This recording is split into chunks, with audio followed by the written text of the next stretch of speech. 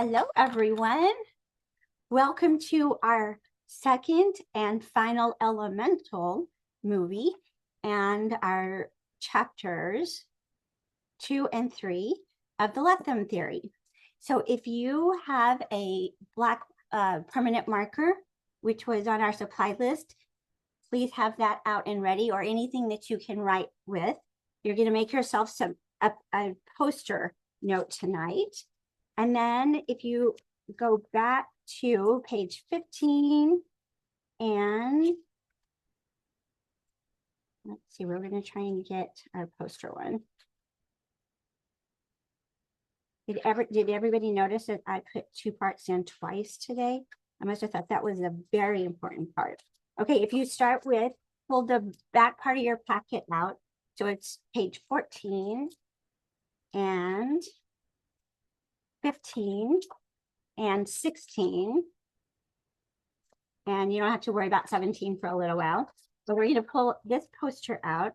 You can either use this if you didn't make this hand, if you didn't print this out, and you did print this out, use this. But if you did print this out, use this one because it's specifically made to speak to your unconscious while we talk about the movie tonight. So if you have that out ready to go, we're going to be making ourselves notes. Now, this first thing we're going to do is our grounding. So if you figured out if you are which one of the earth elements you are, I went a little further with that this week. So we have each of the elements here. I crossed out things that might be controversial. So if I can send the unredacted page to anyone who won't be offended by things, but I took it out just in case. So we have earth, which was there first, and then air. No, water was there first, earth, air, and fire. Fire came last. That's why they're discriminated against most in the elemental city. So if you took that quiz that I gave you on your invitation last time or again this time, then you have a basis for your true earth element. However, just as we're not, only one thing in any of the personality quizzes that we have, we're always part of this, and whether it's an Enneagram or Carl Jung's theory or whatever it is, we're never just one of anything, thank goodness. So if you look down here and you find your birth month or your zodiac sign. So if you know that, which I'm thinking everyone does, Libra is mine, and although I came up as an earth element, Libra is not here. So if you look and find yours, mine is air. So then my 2 primary elements that I'm going to work through are earth and air. And you'll find that most of the things are on your primary one and the rest of them are on the secondary one. Although we all have them in our body, every one of them. So for instance, if you were going to go to the chiropractor's office, then they would be working with these elements within your body. They would figure out which ones they need to tone, which ones they need to, which ones they need to enhance, which ones they need to calm down with. So that being said, we're going to go back and forth with these. So let's see if we have good. Okay, now we can see things better. So have your poster out because you're going to be writing down those things for you to remember, and you're going to hang those up for yourself. While we're working today, you have a really small coloring page today because we're going to be doing so much note taking. So if you don't have this handout, then one second. Have this handout ready. And then this one is going to be your worksheet that you work on when you get bored of what I'm talking about. So you're going to be writing your name in fire language So that's going to be your first part. So if you've got your black marker, you're going to start with, and leave yourself room because you're going to be writing notes for yourself. You're going to be writing your name in fire language. So that's what we're going to start with. And then I'm going to do some relaxation techniques while you finish just your name, and then have it out for yourself because you're going to be writing yourself a note. I practice this. It's not the easiest thing in the world. And one of the reasons why we're doing this to start with is because it opens up the part of the brain that will help us retain the rest of the information.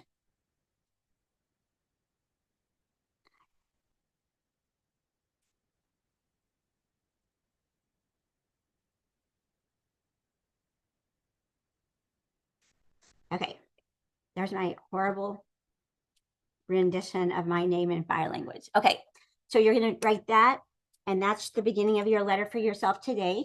And then your poster is going to be your notepad, so have that ready. And then we're going to have each element find the one that you came up with on your quiz, but also the one where your birth month is, so you'll know which two that you're going to be working from. And then at the very back of your package, you have your grounding techniques for each one of the elements. So we're going to go through these for just a second. The earth one's a little hard because it has you put your feet on the ground. And if you are barefoot right now, that would be great, but we can't go outside this minute. So the earth one's a little bit tough. And you'll want to have something to drink tonight, some water. So have that ready. We're going to have a little bit of a grounding with the water as well. Amy? Yes, ma'am. I don't see the wood one in the packet. The wood one's not in the packet. Oh, okay. Sorry. We don't, yes. I have the handout for the wood one that I can send for you, but we don't have it in this because they don't typically, if we're working with elements, very rarely do we ever have the wood one that we're working from. So you would just go with the earth one. Okay. Because I talked to when I took the quiz, I was metal, but then I do acupuncture. Like I see her like every week, and I asked her what she thought, and she said I was a mix of fire and wood. Fire and wood. Okay. So if you're fire, stick with the fire, and then your secondary, let it be wood. I mean earth. Earth. Okay. Okay. Because a lot of times with the secondary elements, they fit under these four, but a lot of times they don't like have the full description of them. I'm sorry, one more thing. I didn't understand the part about your zodiac sign, so I'm confused. Right in the middle of each one of these elements, they have the zodiac sign. So Capricorn, which would be Dave, right? Venus, Saturn, Taurus, and Virgo. So Earth is my primary element, but my zodiac sign is not here. So then I look to find out which one mine is in. So mine's Libra. Okay. And so I'm going to be a mixture of earth and air. Okay. So I'm a Taurus, and that's earth, and then fire. So that makes sense, I guess. That makes sense. That's right. That lines up. It almost always lines up. Sometimes there'll be one that just is so opposite. And then if you do get that one, that's something interesting to think about right now. If you get one and you don't fit in one of these two and you're extreme, then a lot of times that personality is the way you are, is pretty extreme. Like you can go from calm to way out there really fast, or you can be calm for months and then way out there for like 6 weeks. So is it bipolar? No, not at all. It's just the way that your body responds to things in our environment. And our environment means in our body, in our home, in our relationships, in our work, and then also globally. And so everybody's probably a little off globally. It is just not a really quiet time in our society right now. And so everybody's going to be a little bit unsettled. So if you feel that way, then you're probably a little bit more sensitive than the people that don't feel anything at all. although it's affecting them as well.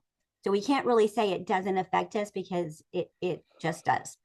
Also, the extreme climate, our body is not accustomed to those extreme climates that we're having. So when we have, you know, the hurricanes more often, or we have fires more often, or whatever that is, that's going to affect our body too. So if you kind of feel a little off in the last 6 months or so, then that's probably why. Okay, here we go. So here's our grounding. So take earth, take a minute to land, and that's going to be your word. If you are an earth element, put land somewhere on your poster. Land speaks to our unconscious. Take a minute to land and be here and now. Place both feet on the ground, wiggle your toes, and notice how they feel. Notice the feeling of the earth supporting you. Take a big deep breath in. Visualize grass and exhale. One more in. Wiggle your toes. Visualize grass and exhale. Good. So that's our earth element. And if your primary is earth, that's your best way to ground. Ooh, see, that makes me feel good already. Okay, air. Place one hand on your chest and the other one on near or on your belly button. And you're going to inhale and inflate your stomach for 3 seconds. If your stomach doesn't expand, you're only breathing down to barely your lungs. We want all the way down to our belly. So if we're not inflating our belly, then we're breathing only up here, and that's going to not be good for you most of the time. So I would say between these two, if you could just practice these two off and on all day long, you'll notice yourself getting through the day a lot better. When you're done with the day, you're a lot less exhausted. And then we'll go into the rest of what our emotional exhaustion is in a bit as well. All right, so place one hand on your chest and the other hand near your belly button, and inhale and inflate your stomach for 3 seconds and hold it. Hold for 5 seconds. 2, 3, 4. Focus on deflating your stomach and exhale. Notice the air that is available to you as you breathe in and out. One more time, hand on your belly button, one on your chest. Inhale for 3 seconds. Make sure your stomach inflates. Hold for 3 more seconds. And you're going to exhale for 5 seconds now. 1, 2, 3, 4, and 5.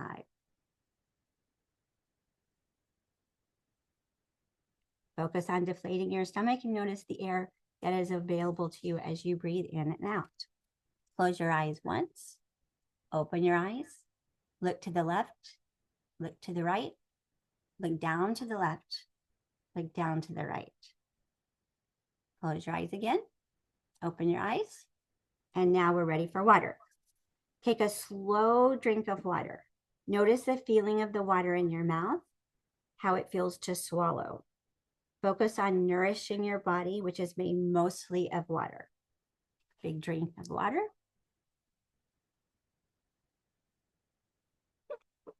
Rinse in your mouth a little. Nice big swallow. And one more time.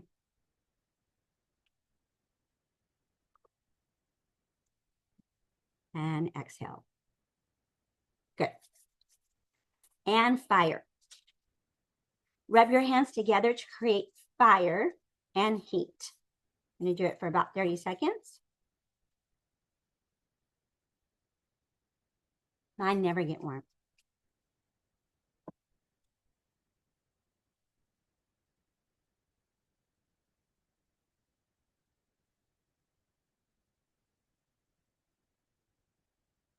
Once you start to fill them up, take them and place them on your hand. Will that work? Place them on your face or on your neck. On your vagus nerve is a good place to put them. going to do that one more time. While we're warming up our hands one more time, our vagus nerve is the nerve that really connects everything. So we want to really try and be extra observant of that. That's just a good place to put your fire or your heat.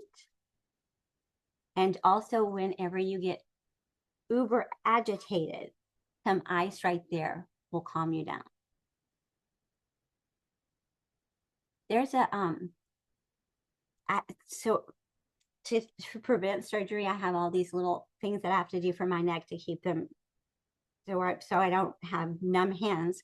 And so one of the things I do after I work out is put on there's like a neck wrap, but you put it in the freezer, and it's the best vagus nerve. It covers it completely. It's like it calms you down in just 2 seconds. I'm not sure that it's going to be fabulous in the wintertime, but it is fabulous the rest of the year. Okay, so that's our warm-ups. And now make sure that you have your poster out ready to go so you can make notes. And if you don't have that one out, make sure that you have your Living the Dream one out. That's my favorite line in the whole entire show, I think. Living the Dream. He is quite the excited little dude. And you're going to write yourself a message. So you're going to write your first name in fire. Damn, let's make sure.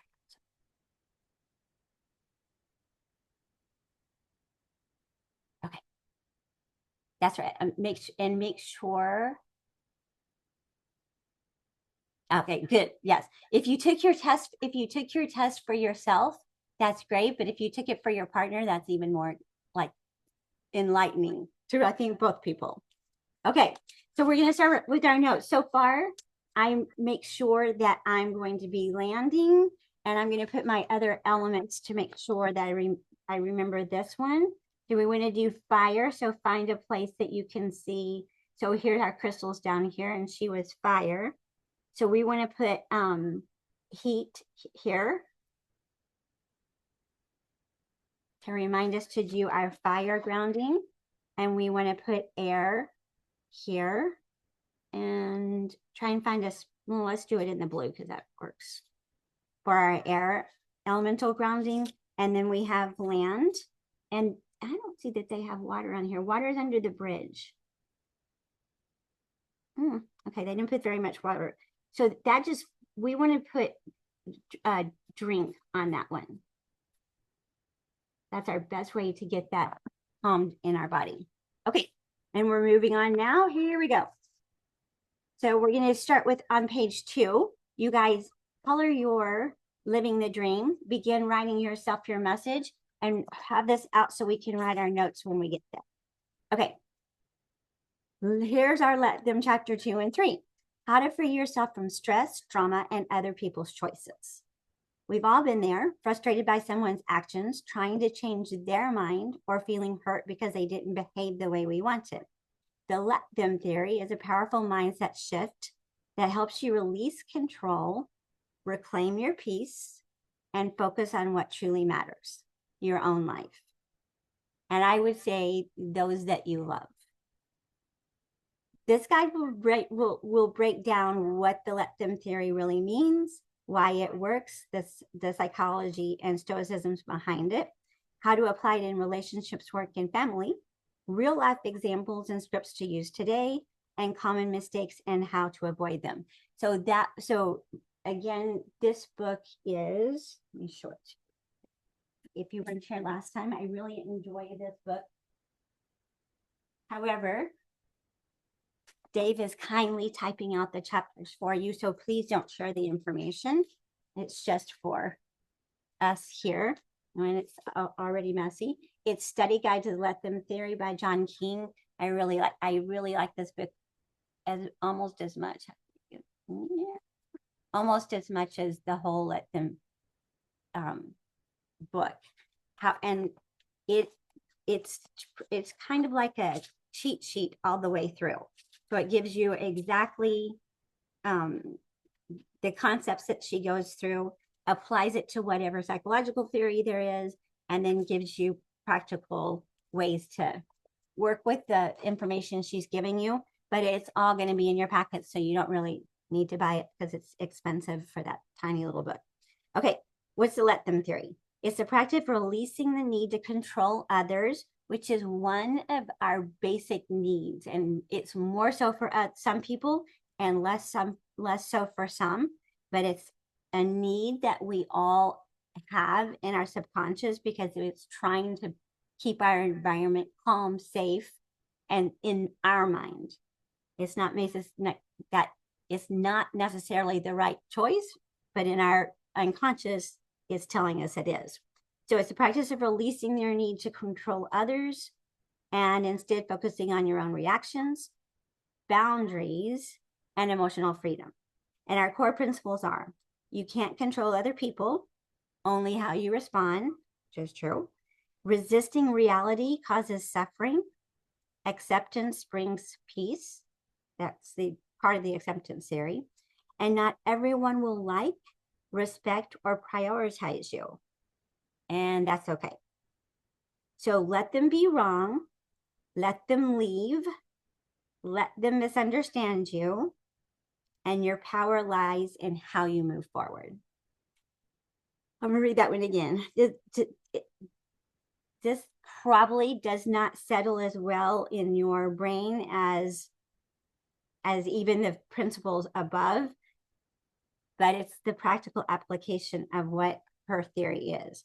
So let them be wrong, let them leave, let them misunderstand you, and your power lies in how you move forward. Okay, and any notes that resonate with you, put on your poster so that when you stick it up in your bathroom mirror or on your refrigerator, you'll remember it. I just want you to have it somewhere for the next 2 or the next month where you can see it. And you're going to be writing your specific goals on there as well. Okay, why does mindset works? The psychology and stoicism. The let them theory aligns with the Stoic philosophy. Focus on what you control or can control, accept what you don't. So whatever you can control, do so in the best way you can. And then the second part of that is just accept that you can't control the rest. And CBT, cognitive behavioral theory, this theory of all the theories is the way you do not get holes in your brain. So as we age, especially if we're prone to anxiety or I would say hypervigilance about those around us and rumination, and if your basic knee-jerk reaction is to worry, then this is the way that it's going to keep that from you getting holes in the brain, because that's what literally causes the holes in the brain. So, and then once that happens, dementia happens, Alzheimer's happens. And does it happen to everybody that's a worrier? No, not necessarily, but you might, if you study that particular worrier, you might find that they talked a lot about what they're worried about, and they did so with someone who listened well, or maybe they went to therapy. So that the neurobiology says the more that we work with someone with CBT, the less holes in the brain we'll get, and in relation that way, we will not be getting the neurological diseases, even if we have the predisposition to have them. So that's what I'm hoping for. So attachment theory, healthy detachment leads to more secure relationships. That could be like a whole entire session just by itself. So remember, we have the attachment theories, we have the secure, we have the avoidant, dismissive, we have the anxious. What are the ones I'm thinking of? What else do we have? Chaotic. We have all those attachment theories.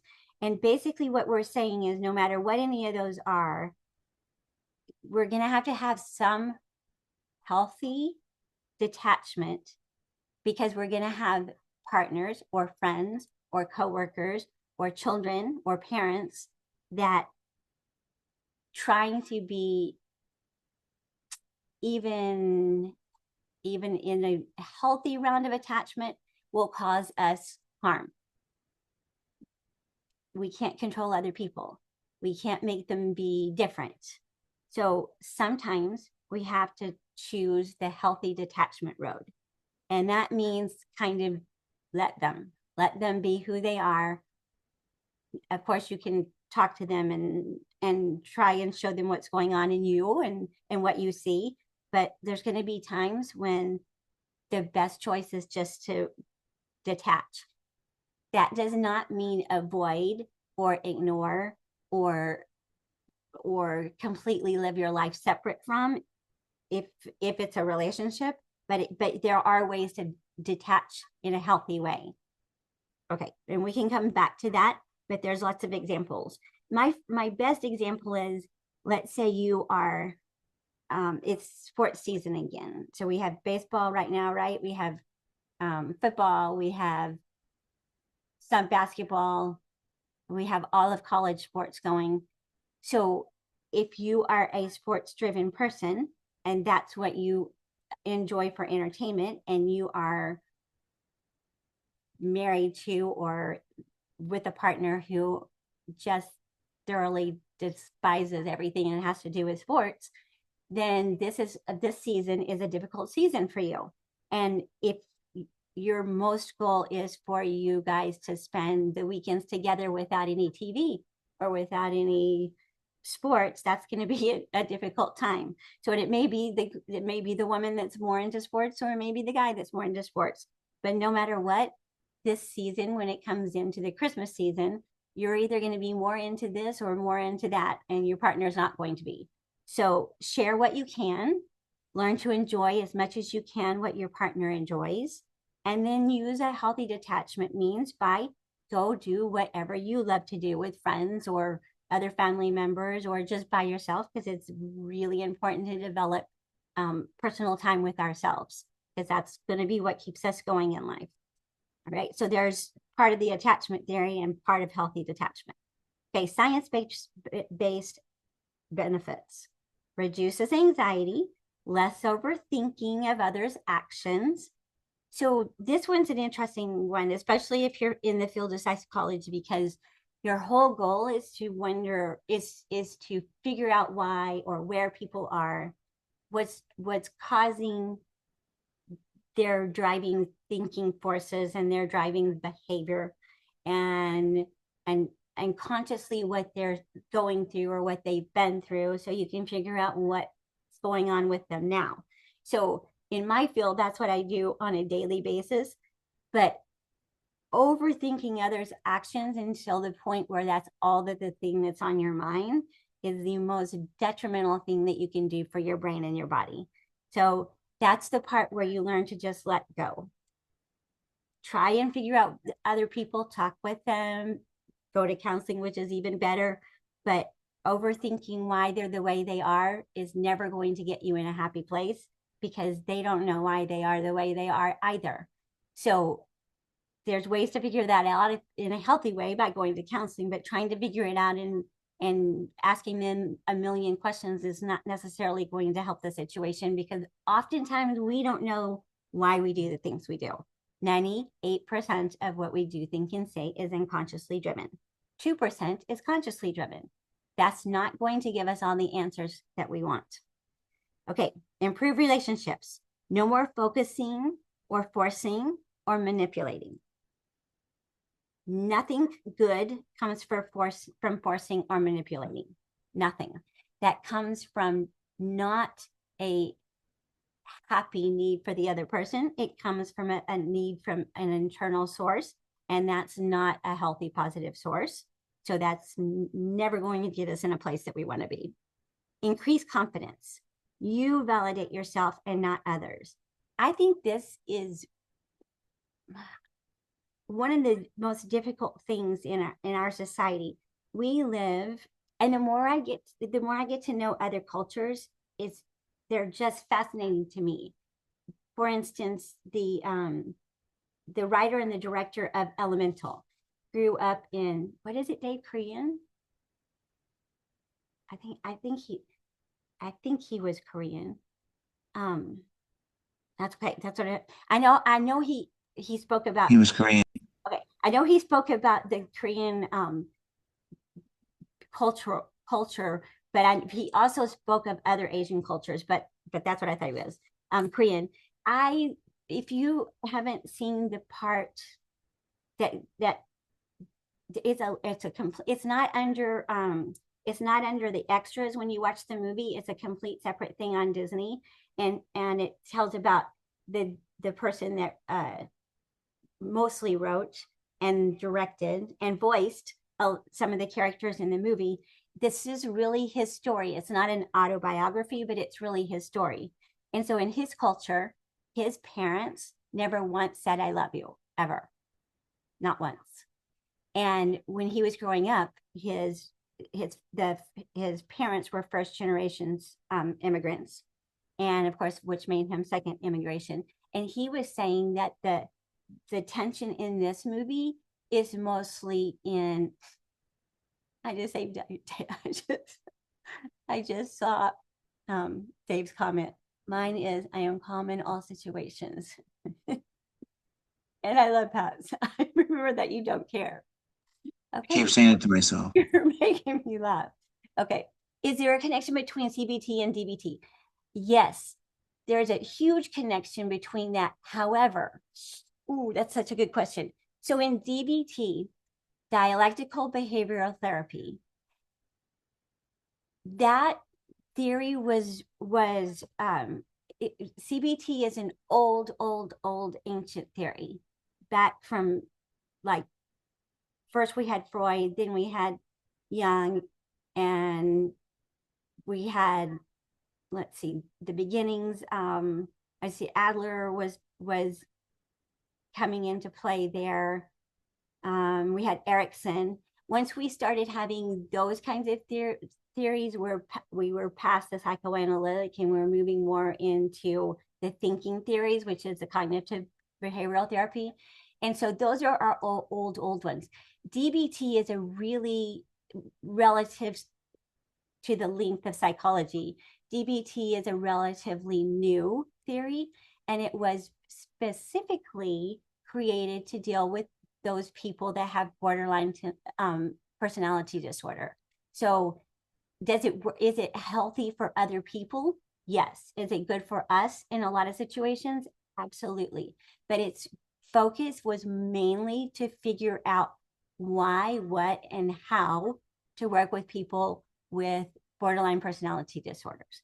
And so that's where the manipulation comes in, because borderline personality disorder usually had trauma in their early lives, although they now find that there is a specific gene that is readily available to turn on, which will increase the chances to have borderline personality disorder. That used to be like that therapist's nightmare.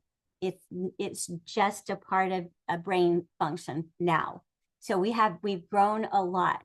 So, but DBT is basically, which I love, my huge belief system is we have 3 minds. So this is our DBT. And let's see how this incorporates into our study with the let them theory. That's a good question, Jack. So we have the analytical. Hey, Tammy, we can't see your pencil. Oh, sorry. Okay, let's try this one. Okay. So we have 3 minds. Thank you for telling me. Okay. 3 minds. So we have the analytical mind. We have the emotional mind. And then in here, we have the combination, and that's called the wise mind.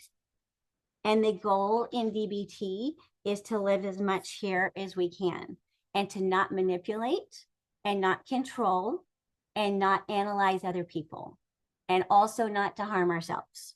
So the wise mind is to stay in as healthy of a combination between the analytical mind and the emotional mind. And I know those of you that have known me for years, have heard me say this 90 million times.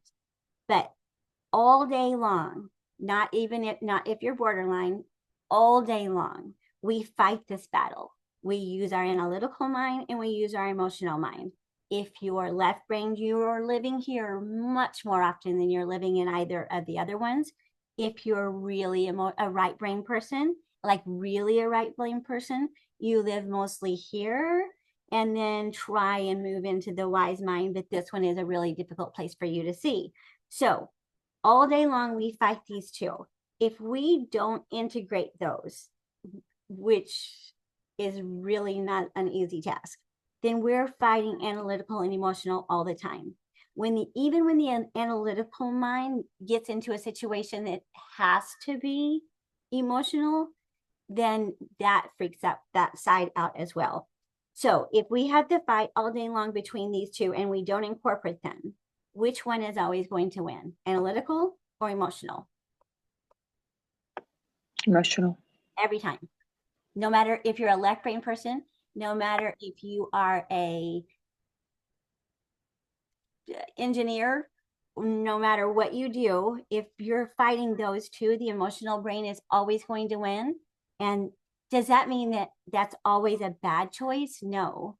But when you're only living from your emotional brain, often you'll revert back to your brainstem and it's fight, flight, or freeze. That's not all the emotional brain is by far, but you have more of a chance to bump yourself down into there. So that's our goal, is to live right into this wise mind. And the let them theory is pretty good, and we'll see how the DBT factors in, because we do bring that whole theory in a future chapter. Okay, good questions tonight, guys. I'm so proud of you guys tonight. Okay, here we go. Down to how to apply the let them theory in real life and with examples. I'm going to start out with saying these are not my examples. I did not write them. They're not from my brain. They're not from anything other than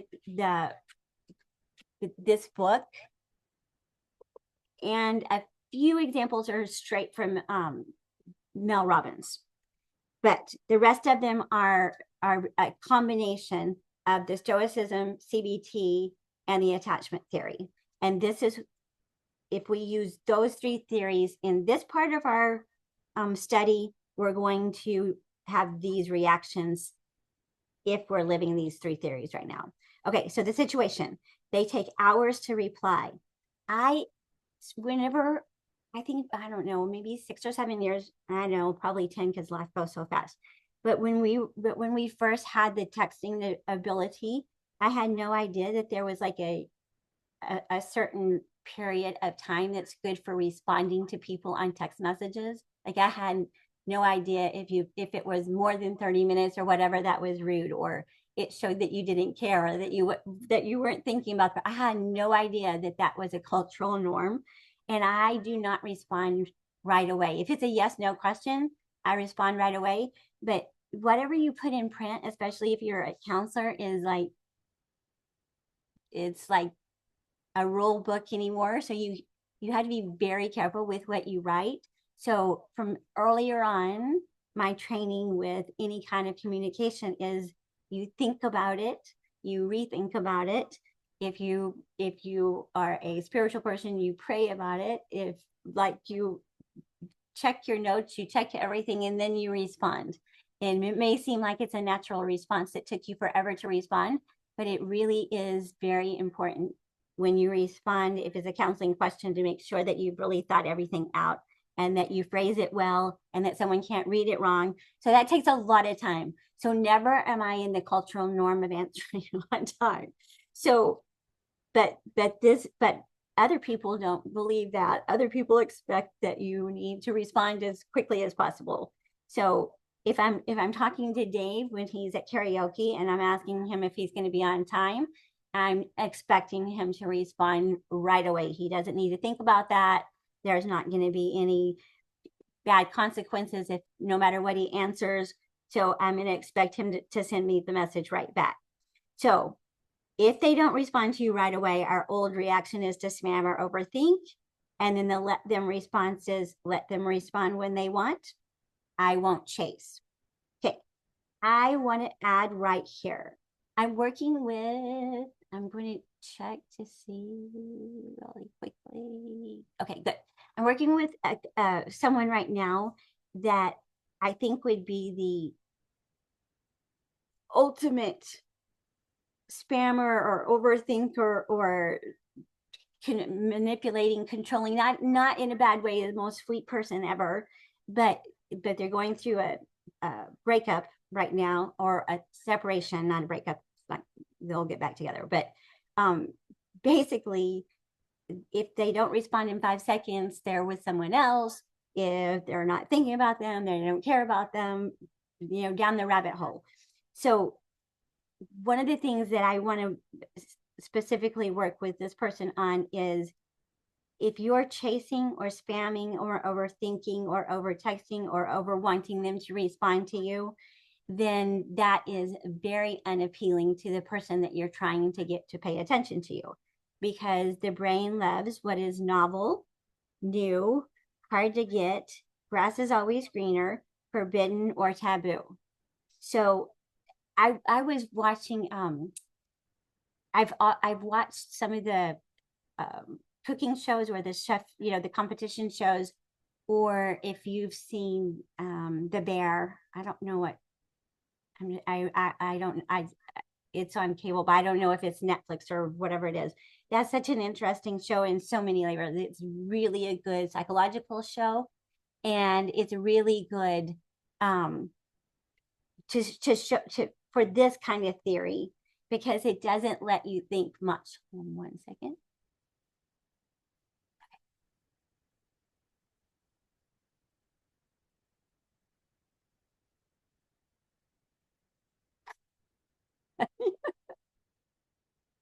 I love that.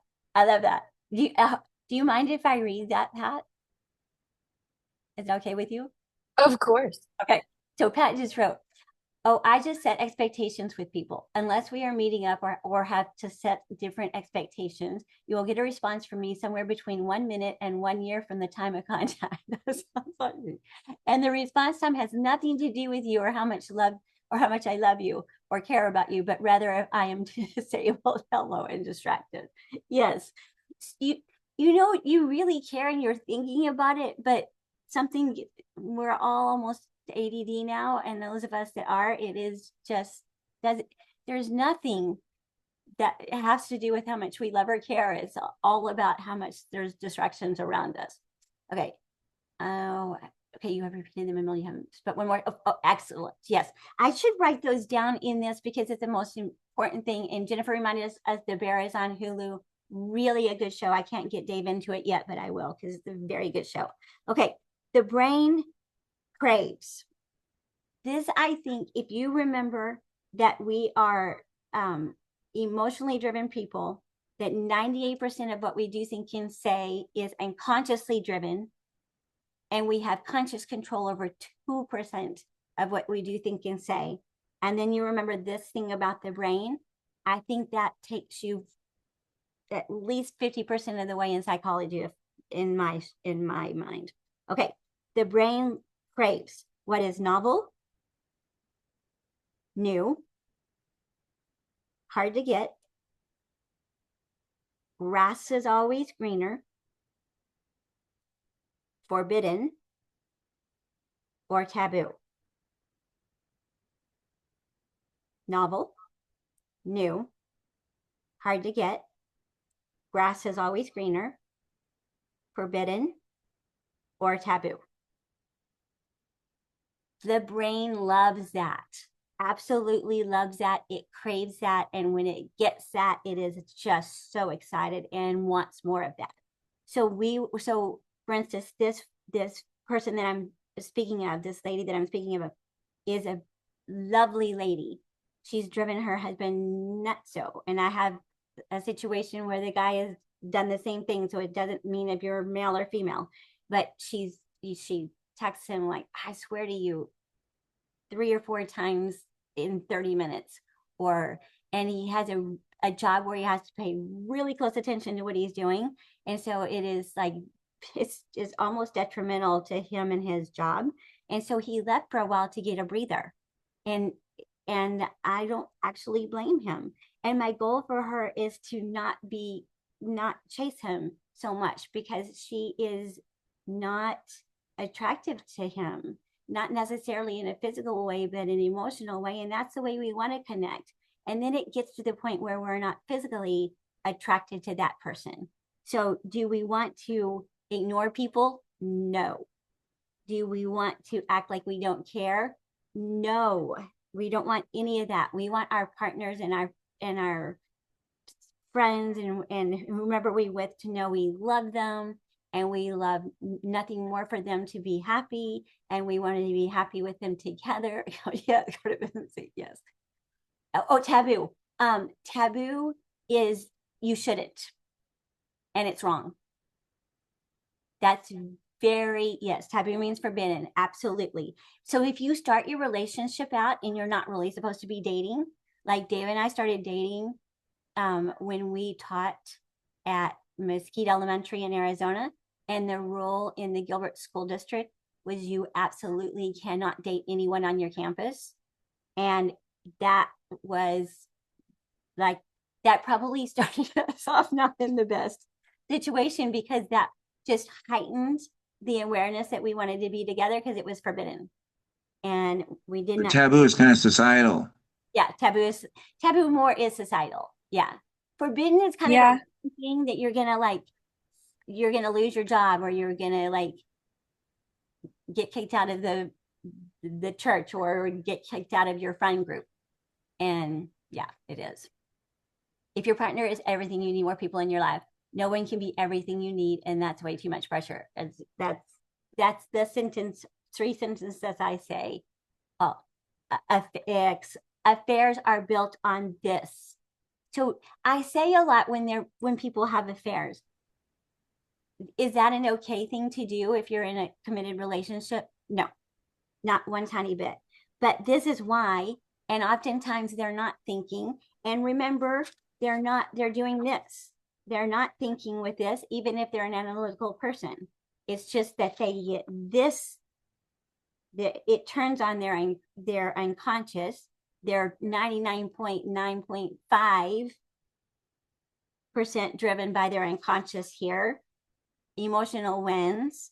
They leave out this completely and avoid being in here. And that's how an affair starts. And there's more nuances, but pretty much that's the way it happens. So think about the choices that we make. Try really hard. That's the other thing I wanted to say. I have a situation, and I love the couple. They're really great, and they want to do the best for each other. But the theory in the attraction theory is, when we first meet someone, most of the time the pheromones are what kicks in. And can you have pheromones if it's a long distance relationship? Yes, you can. They're stronger if it's an in-person relationship, but you definitely have them even in a long distance relationship. The pheromones are what drives you and what binds you together. So the first 6 months, those are really strong. And it would be really hard to find a case where that were not true. There could be some, but I would say 90% of the situations, your pheromones are what are holding you together. And the more you date along and you're not married or whatever your belief system is in that direction, the more that you're dating, you do lose those pheromones. However, everyone pretty much loses them after 6 months. So if you don't get married in those 6 months, that starts to wane. But because you're not necessarily committed or married, the pheromones will kick in, because you're always wondering what they're doing. You're always kind of in the back of your mind saying, is there someone else for them? And so to you meaning your brain, to you, they're always something to get or to capture or to keep. And I don't mean that in a bad way, because I don't think any of us mean that in a bad way, but that's the way the brain works. It's just the primal part of our brain that works that way. So once we are committed, and we're in a safe, comfortable relationship, those pheromones drop off. It happens for every person. I'm sorry, it's just biology. It just does. And so then what drives you is commitment and shared love and things that you do together. Attraction and neurodivergent people, play people, and folks who are genderqueer or otherwise can also look very different from the hero normal profile. That is very true. Our society has grown and expanded and evolved so much that we have, I'm not sure there are many people that are neurotypical anymore. I don't think I know one, to be honest. I work with many of them. You do? They are, oh yes. You were in the corporate In world. corporate America, there are many. That's true. Thank you for saying that. That is a very, Yes. that is really true. Because there are many of us who have built these really beautiful communities like outside of work, but anybody who kind of works within Gen Pop in any kind of way, whether that be through work or it tends to be through work, or if you live in a community where there's people that have different preferences or perspectives than you do, and maybe are a bit more closed-minded or less progressive, then you end up with kind of these expectations and these heteronormative belief systems where even just someone being queer is considered taboo, right? So like taboo can look like vanilla to some, like what might look like vanilla to me might look super taboo to someone else just because of my belief system. And I think that's kind of a point you were making earlier, Dave, that it's very societal, right? So whatever the sort of like agreed upon societal norms in your area are, if you deviate from those norms, that's considered taboo. And like, it can be wild. Yes. And I have not been in the corporate world hardly ever, but definitely not. I don't recommend it. Yeah, it's not my cup of tea. But you're right. You will find more neurotypical. It's okay. So we have a question. When you say there are few neurotypical people anymore, why do you say that, and what causes people later to be neurodivergent? Okay, so that's a really good question. We should do a whole study on that one. So a neurotypical person, I think today, and I'm just going to say this because I think it's just an easier cop-out way to say it, I think, is if you think of a 9-to-5 business-driven person who is more on the analytical side, or let's just say almost all of them would be living in the analytical side. If you see a numbers-driven person that would not make decisions based on emotions hardly ever, that really thinks, lives, and loves that structured way of life. Now, this could be very neuroatypical as well. But anyway, if you see that kind of person, and we look at more like the corporate world kind of person, and Jennifer, you work in that world. You work in a kind of a very creative and analytical world too. So you probably see a lot of both of those. But those are what we found to be neurotypical. Those kinds of kids that could go through school and make really good grades based on exactly the way they used to teach whenever I went to school. And those kinds of people could make A's and still have a life outside of school, then those would be your neurotypical kids back then. As we have evolved, as social media has evolved, that has changed our brain function. And those of us that are susceptible to not being neurotypical then really move further into the neuroatypical. And then when you start studying, when you start opening your mind up to other cultures and other belief systems and other ways to think, that creates in you a very neuroatypical brain function, because the typical person only sees their way as being right. And I'm not saying it's wrong to be neurotypical. I'm just saying it really functions in a lane. Yes, go right ahead, Pat. Go ahead, please. So I think I've done a lot of work within kind of the education space around different neurotypes in these last couple of years. And I don't think it's that people are more neurotypical, more neurodivergent than they ever have been before. I think we are just developing better and more inclusive language, and we are changing our social construct as a society to make sure that we are encompassing and encapsulating people who haven't had their needs met in the past. Okay. So now we have more and more people who are falling into some of these neurotypes that they never would have in the past. Like I would not have fallen in the neurotype that I do had I been born 30 or 40 years earlier than I was. Right. I am ADHD. I am also autistic. And I was late diagnosed autistic at like 32 years old. Right. And that got caught because we have evolved what the word autistic and what the diagnosis of autism can include. Completely different. So, exactly. And we've evolved away from saying Asperger's because Dr. Asperger was a Nazi. But generally speaking, we look at the spectrum, right, of neurotypes in a similar way that we also look at the spectrum of attraction and the spectrum of gender, right? So as we continue to progress and kind of move away from the strict system that we have within capitalism and our sort of dominant discourse that we have that is very masculine driven, very rigid, very binary, we move away from these binaries and we get into a lot more inclusivity. It's not that we as people have necessarily changed who we are. It's that we've become more inclusive in how we accept everyone and give everybody just more space to be the most you version of you. That's how I think I would say it.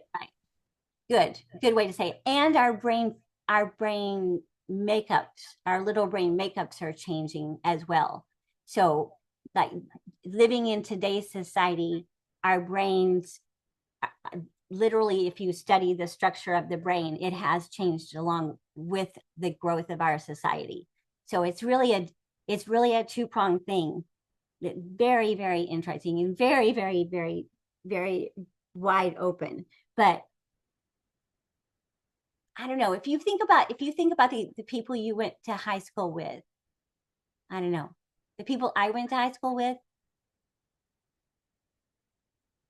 I'm not sure I would find very many neurodivergent in that group of people.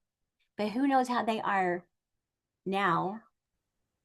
You just don't know. I don't go to my reunions. Dave goes to his reunions. I don't. That would be an interesting thing. Okay, here we go. Back down to at work or school. A coworker. Oh, let's go back up. Sorry. They cancel plans at the last minute. Guilt tripping them is the old reaction. And the let them responses, let them flake. I'll invest in people who show up. That's a pretty good one to me.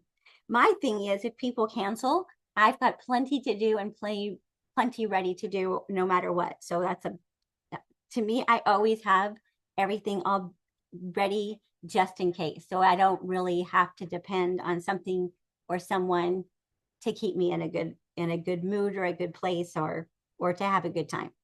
So if they criticize you, defensive arguing is our old reaction. Let them have their opinion. I know my truth. That was hard to get to, but it's like it's a winner for me one. At work or at school, the situation, a coworker takes credit, and then the old reaction is calling them out angrily, and the let them response is let them have the spotlight. My work speaks for itself. It's a really, really tough one, but that's what the theory is. That reminds me of, if you watch the Hallmark movies at Christmas time, there's one with, I think her name is, I can never remember her name. Lacey, I think it's Lacey. I can't remember her last name, but it's an older one, and it is the epitome of this situation right here. And she's really meek and she's mild and she never stands up for herself, and her boss that's right above her takes credit and she does all the work, and she never says a word, never stands up for herself. And she walks out of the office one day on her way home and finds a Santa at the bottom of the stairs. And the Santa goes, "What would you love for Christmas?" And she goes, "Oh, I don't really believe in Santa." And he goes, "What would you love anyway?" And she goes, "I would love to be able to stand up for myself and to tell the people that I work with that the ideas were originally mine." So the next day she goes into work, and all of a sudden she stands up for herself, and she's outspoken and she's confident. And long story short, at the end, he says that she's only going to have it for like 1 week or whatever the time period is. And she goes back to talk to him and says, can you, because she gets herself in trouble and says too much and speaks up too much. And so she goes, "Can you please take that wish back? Because now it's like a little bit overkill." And he goes, "I had no power. That was all you, had nothing to do with me at all." So then she moderates it later on. But that's a really good, to me, that's a good one to say. There's a happy medium there. You don't want to never get credit for what you do, but you also don't want to necessarily call people out in meetings. Your situation, if boss ignores your ideas and then you over explain, and then you go, "Let them overlook me. I'll keep contributing with or without recognition." And that works well. I'm not sure how long or forever, but that would work well for the immediate situation. And a classmate gossips, engage in the old reaction is engaging in drama. And then the let them response is let them talk. I'll focus on my growth. So the basic thing which they don't say, and I've listened to and read that book about 3 or 4 times, and I don't remember her saying that. The shift is internal. You see a difference on the outside, but our goal is to shift internally to where those things don't rock our world on the inside, and then don't cause our blood pressure to rise and for us to spiral and spin and go down a rabbit hole. So that's our goal, is making these shift internally. Okay, with family and toxic people, our situation, your parents judge your choices, and instead of pleading for approval, the let them responses, let them disagree. I live for myself and not their expectations.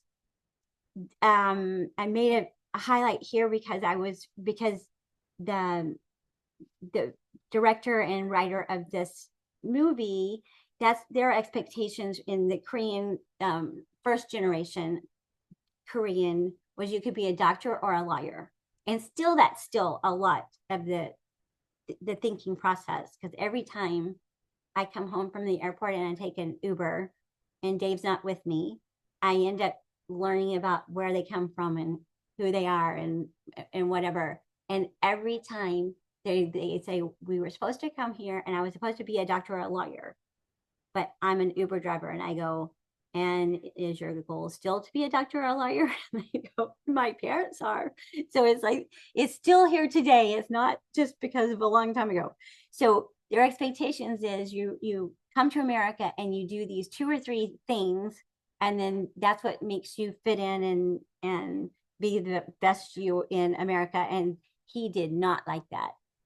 He loved art, and his parents did not support his art, not just playing around with it and not making that something that he could make money with in the future. And when you watch that whole story evolve, it's so interesting, because he goes away so that he is not constantly frowned upon, and then pursues his art degree. And then of course now he's written and or directed so many movies in Disney, and is the voice in a million of them, and does most of the artwork in a lot of them.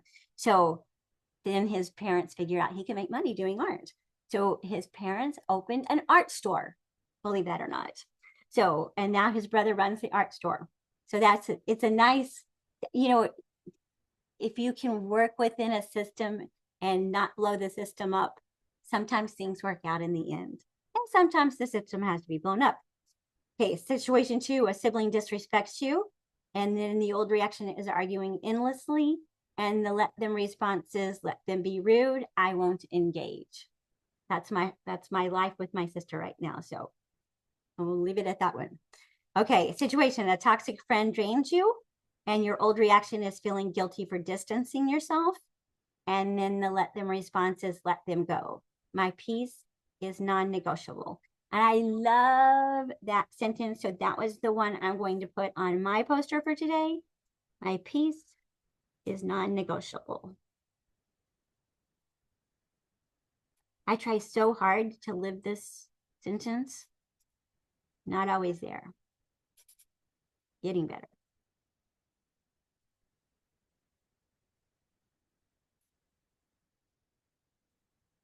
Okay, you want to find your few mantras as we go through here so that you will have yours ready at the end.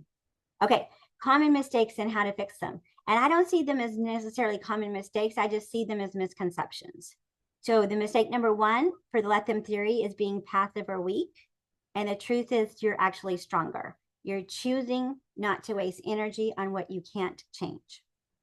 And then mistake or number two, which I think is a misconception instead, is, but if I don't fix it, they'll keep doing it.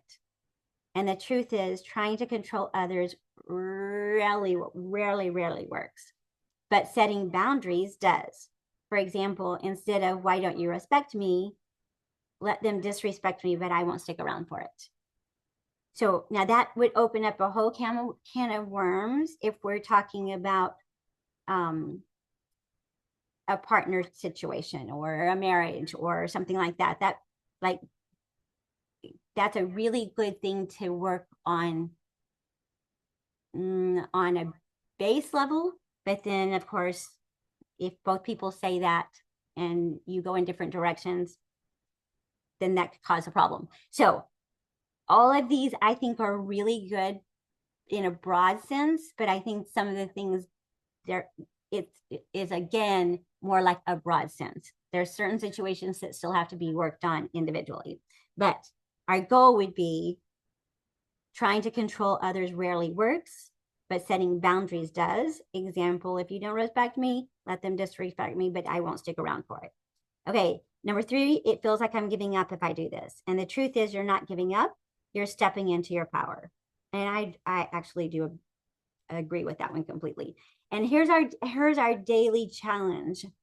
The daily let them challenge is this. For the next 7 days, practice this. Pause when frustrated by someone's actions.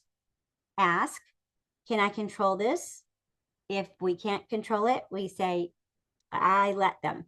This is a big point in the book, saying I let them. This is interesting to me because, of course, we have choice theory, which is a whole different psychological theory. And that was a big one when I was working in the school system. We used choice theory. Pat probably remember that. We used choice theory for everything back then. And it's still a really awesome theory. But in this sentence, we're saying, ask, can I control this? And if no, say, I let them. If you just take out the I and just say, let them, that feels better to me. I have a hard time saying, I let them. Although I would think for most people, saying I let them will be more helpful. But for those of us that it sounds really like just off message a little bit to me, I would say, can I control this? And if I can't control it, let them. But that's my sentence that I've worked on all through my years. Saying I let them means I'm still in control of them. And we're just not. We're not in control of them. So that one, you choose whatever statement is best for you. And I'm going to stick with let them and let me. So redirect your energy to something productive. Always, always, always, when you get into a situation and you feel really hurt and you can't control the other person and they're not doing what you want them to, or they're not doing with you what you want them to do, have something planned for yourself. Always have something planned for yourself. Know what your hobbies are. Know what your loves are. Know what friends you can call. Know whatever it is, have something ready so that you're not the one that feels abandoned or isolated or left out.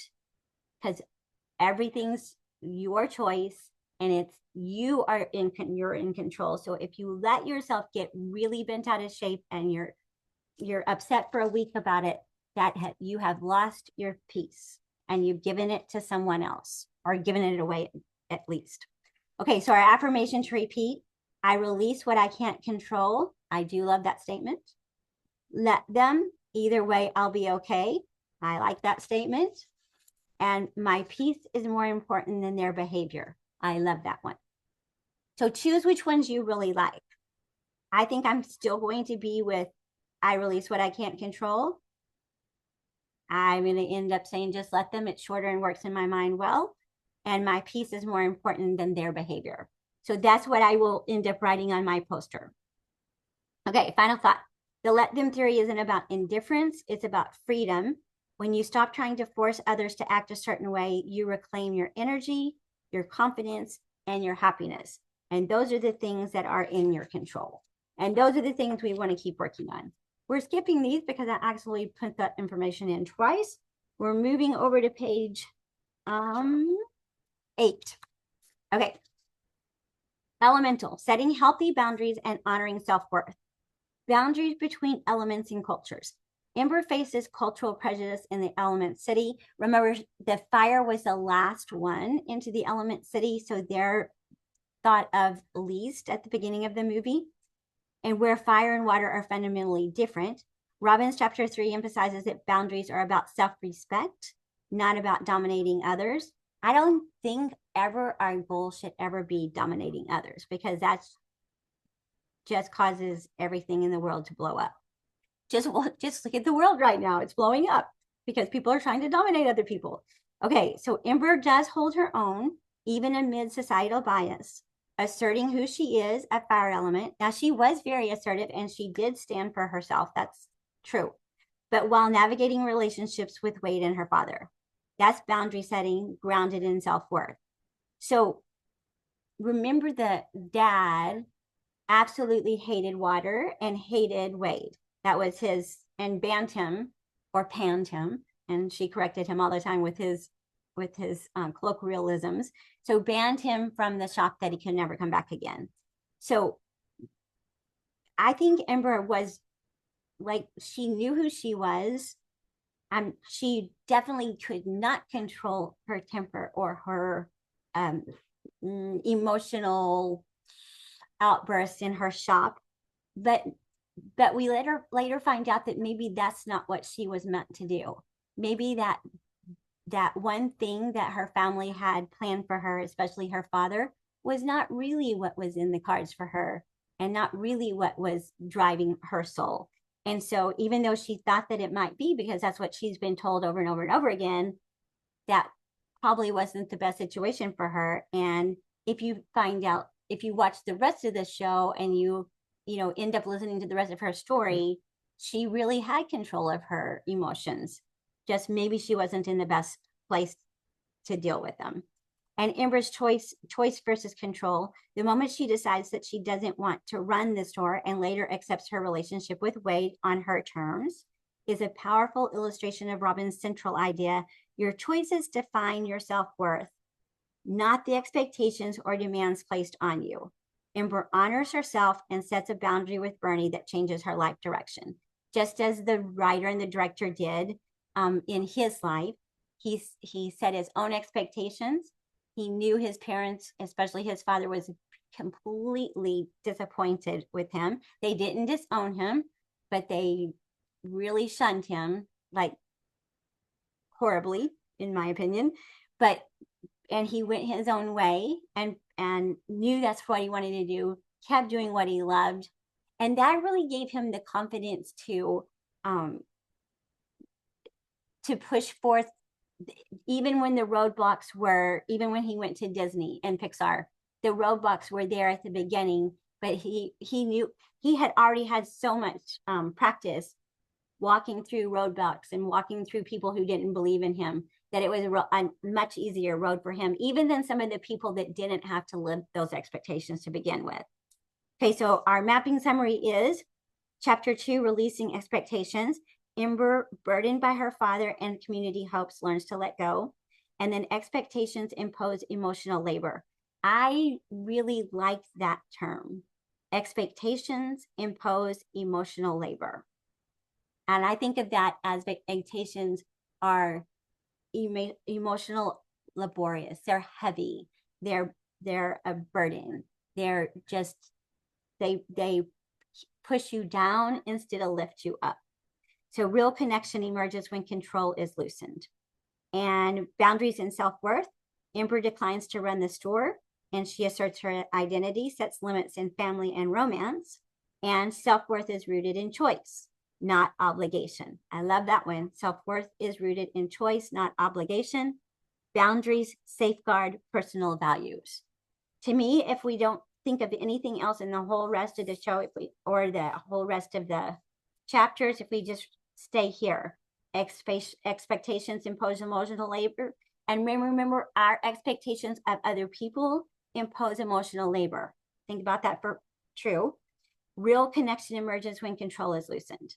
Self-worth is rooted in choice, not obligation. And boundaries safeguard personal values. Okay, broader on-screen themes.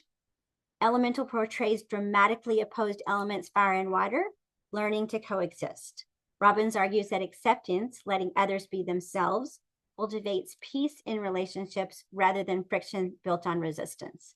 And you know the difference between that. If you have expectations and your partner is just not going to meet those expectations, then that is on you to either change your expectations for you or for the other person or for the relationship.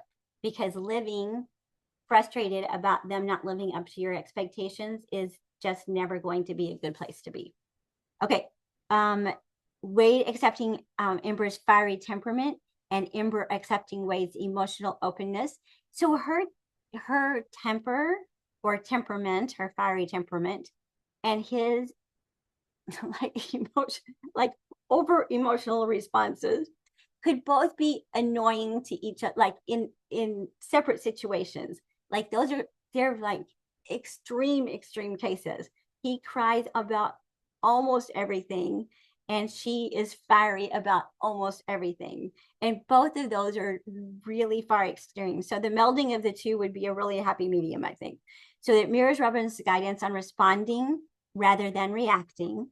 And this mutual acceptance establishes trust and emotional intelligence. So my takeaway out of that little paragraph is respond rather than react. Responding is a choice that you've chosen after you've thought about it. And reacting is whatever comes forth without you thinking about it, without you taking that pause. And remember, no matter what situation we're in, closing your eyes, taking a big deep breath is always better than not doing that. And it freaks people out a lot of times, but that's okay. It's still going to give you a choice in how you react. So Amber's ultimate freedom, choosing a glass internship, pursuing her own path, reflects Robbins' message, letting go of external demands, empowers authenticity, growth, and fulfillment. Okay, so then we have our little summary at the end. Let them, then let me, releases control and reclaims response. And in the movie, Amber's shift from meeting familial expectations to embracing her true calling as a glassmaker. And Mel Robbins' theory, stress comes from our reaction, not the event. And Amber's transformation from reactive tension to creative problem solving and emotional clarity. I love that, emotional clarity. I think pausing, taking a big deep breath, lets us have a choice of emotional clarity, whereas responding or reacting immediately takes all our choices away and all of our control away, and it also takes away choices and control to the other person. So reacting only causes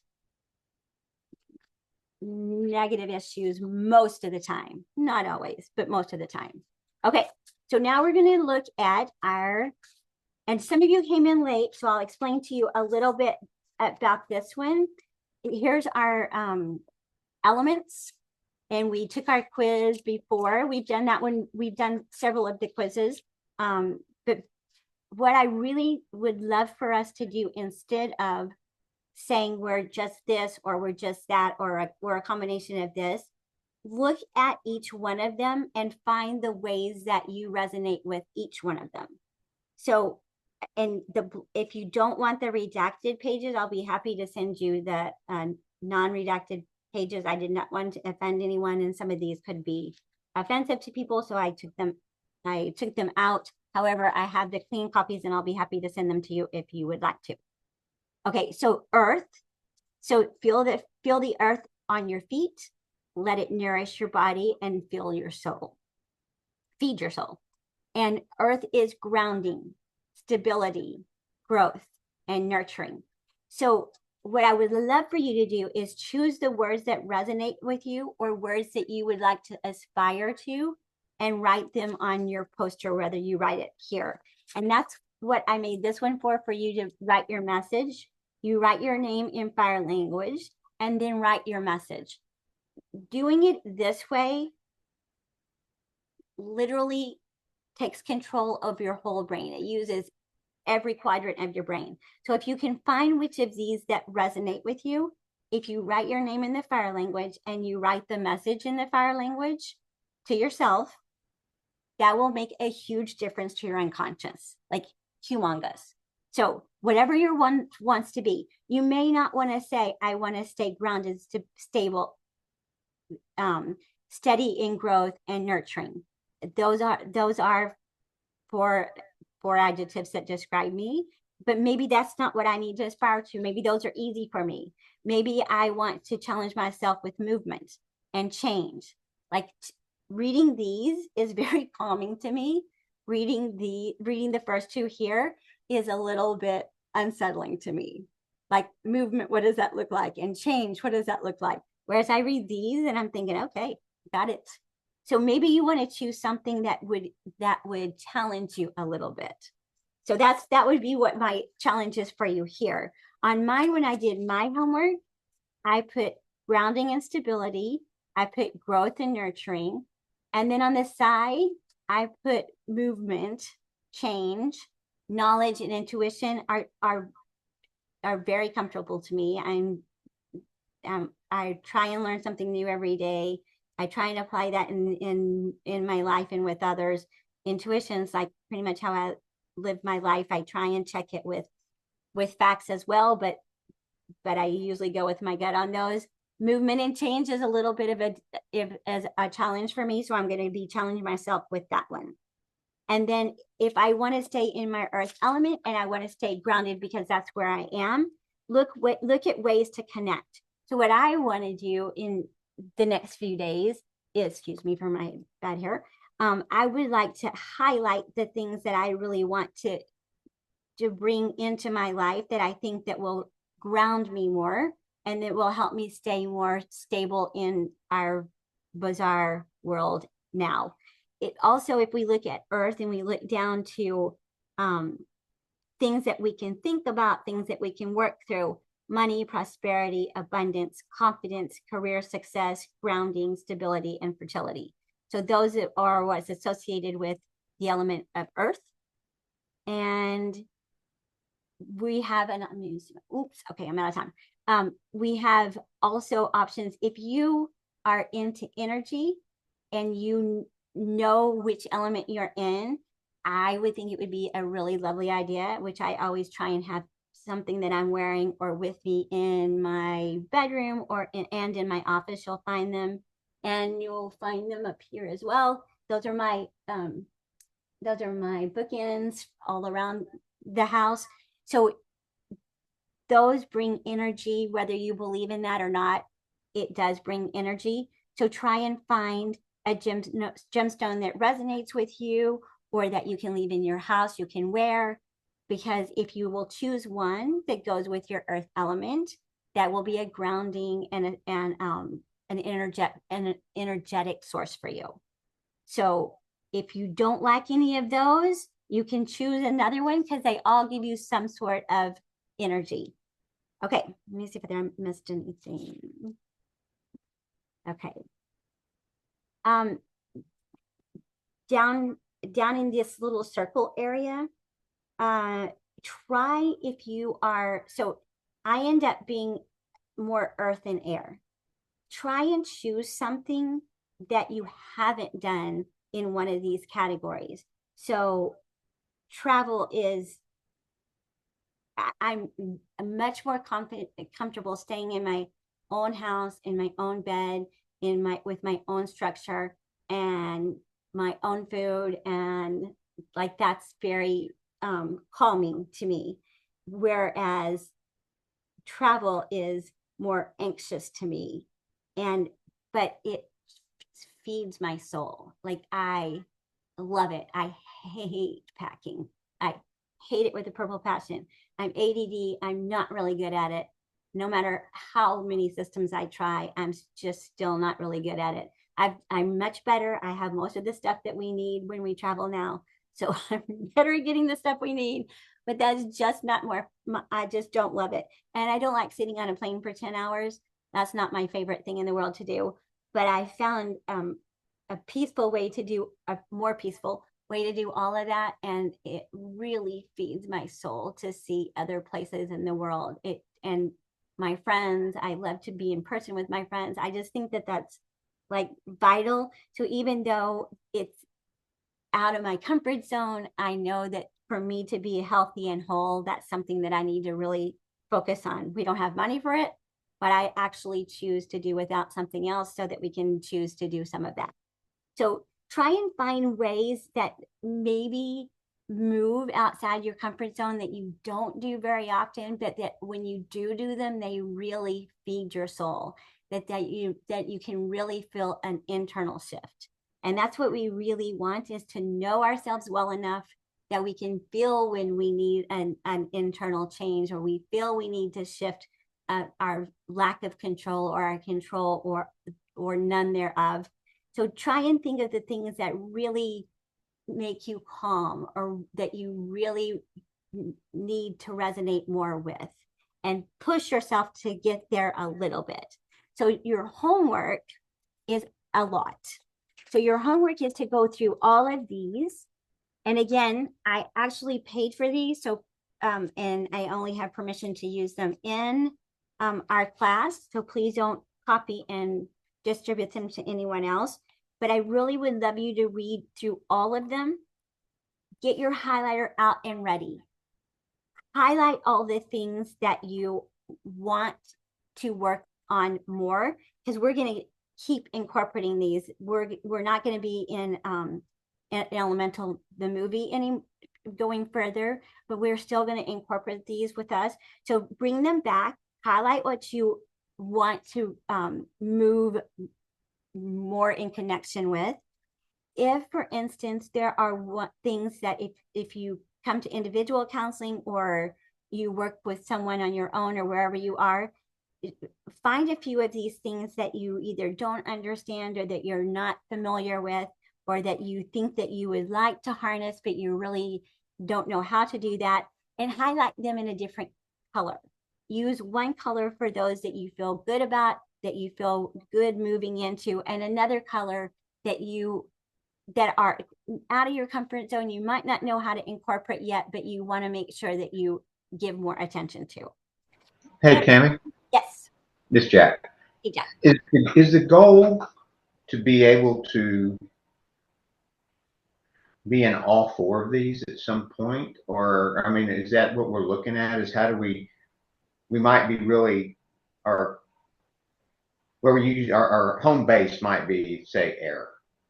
Is your goal to try to move, and how do you flex, maybe move into some of these other areas so you can be more holistic?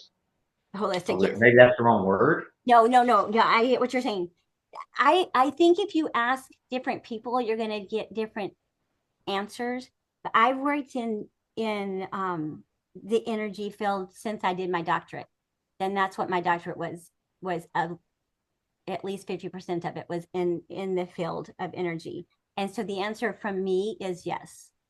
Okay. I think the more we can, because our body and our minds and our energy systems are all made of all of them. And you've done acupuncture, haven't you? Yeah. Okay. No, I've never done it. I've just done what you did with me on my Oh, ears. okay, we do the auricular. Okay. So Yeah. so if you were to go in for like a full needle acupuncture session, which I highly endorse, they're going to find out where the level of your chi energy is. And they're going to say, oh, you have excessive air. So we're going to, tone and reduce the air in your body, whereas your fire level is weak. So we're going to use acupuncture to increase your fire level. So they'll give you foods and things that increase that way. So I love making sure that I have some of all of it. I have some of all of them in all of my house, in all that I eat, and all that I do. Because I think, number one, it's important for us to embrace all of them within ourselves. But I also think it's important to have it available for other people so that they can feel energetically safe wherever we are. And so, do we say, is that like way out there kind of no, it's not way out there kind of thinking. It's the truth, and it's the way we are, and that's the way our life and our world is built. So I think more than say, oh, I'm not sure if I really believe in this kind of thing, you might as well, because it's true, because it's here. Yeah. So yeah. Well, Dee Dee had a question there. When we did the other one, I'm sitting here with it in front of me. There was the fire, earth, metal, and water, and I was wood. Yes. And I'm saying, I keep on going back. Well, I don't see wood in here. Yeah, right. Right. She mentioned, is there tested just for these four, and it doesn't include wood or metal? Maybe I don't know how that is. There something there? Yeah, I would say with wood, move into earth, but I will find things for the other one. Pat, you study energy a lot as well. Do you know much about the wood element? I don't. What I typically studied is in the chakra space, so I don't have as much to add here. I'm sorry. Okay, so wood typically goes with earth. Okay, that's what I was thinking. Yeah, they mostly just are. And so when we just use air, earth, water, fire, wood is going to be in earth, and also metal is in earth. However, metal has a strong connection to fire. Oh, okay. Yeah. Okay. So if you test out strong in the metal field, then you're going to want to do earth and fire. Okay. Okay. All right. Because I'm wood. I'd be more earth. Yeah, you'd be more earth. Yeah. Okay. And it's really interesting.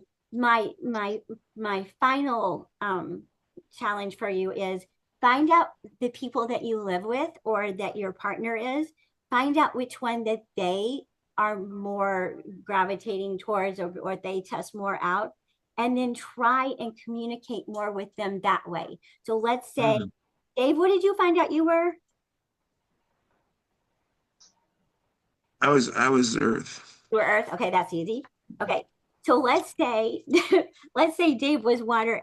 Well, okay, let's say I'm air more, which I'm not. I'm more earth too. But let's say Dave wants to communicate with me and find ways to connect with me more. And so he would look over here. How could I do that? Travel. She loves traveling. Not my favorite thing in the world, but she loves traveling. So maybe once or twice a year, I'll travel with her. Or I know she loves to learn something new every day. So I'll talk with her about something new that I've read or something new that I've learned. So, and then the practical ways are so easy and fun to me. Like if it's air, put out a bird feeder. I have a hummingbird feeder that has sat on my table for almost a year now that I have not put up. And you could tell, like, air is part of who I am. That's something that I'm very much drawn to, but I get it and don't follow through with it. So try actually following through things that really can calm your soul, bring you peace, and attune to these elements in your body. So I grew up with, I love wind chimes. I don't have them right now. I've always tried to have them and they blow away. But keeping something like that going, even if you have to replace or redo, is a big one. Air, if you anybody in air and communication, that's a big one. That's a tricky situation for everybody. All right. Any questions, comments? Thank you so much for going over tonight. I tried to keep it under. There was a lot going on, and I wanted to make sure that we got it all in. Thank you so much for coming. I so appreciate you being here. I know that you could watch it on replay, but I really appreciate you being here. What's the movie next time, Tammy? The movie next time is Finding Nemo. I thought so. I had that written in there. I just posted. It is Finding Nemo. Yay! I don't know. Those of you that love that, you're gonna have to help me with that because I literally have not seen that whole movie, and I don't Really? know why. Nope, I have not seen the whole movie. Oh, you'll love it. It's a lot of fun. Oh, good. I'm excited. And then we have our water element coming in with Finding Nemo, which will be fun. Also, our chapters are 3 and 4, Dave. Is that or 4 and 5? 4 and 5. 4 and 5. You did 2 and 3. Okay, our chapters are 4 and 5 in the Let Them book, and that is, I should have memorized because I listened to this 10 hours over and 10 hours back.